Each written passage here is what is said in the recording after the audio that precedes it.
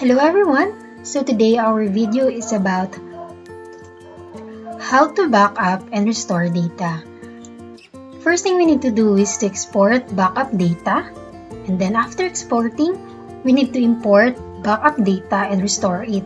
So in this process, we're going to back up the data from the transactions that we have before, and then for example, we're going to clean the machine. We're going to import again the data.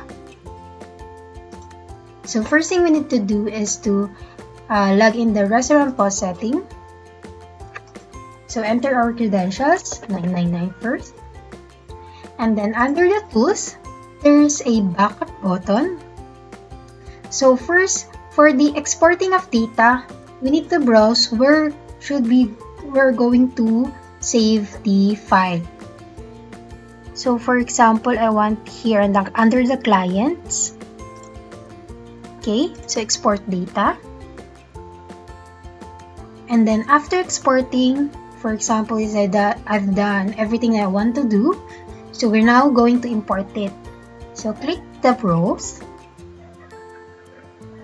And then look for the folder that you have saved your backup data. So my case, it is the clients.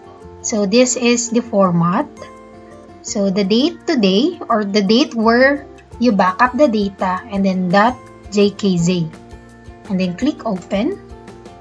Then import data.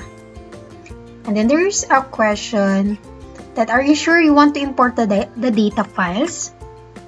So click yes. And then wait for the data importing. So I have many data stored on my POS. So we have to really wait for the time while importing the data. Now once it was done, so you can check if your data is restored.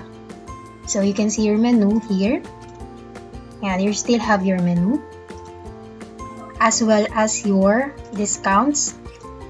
So it's still here.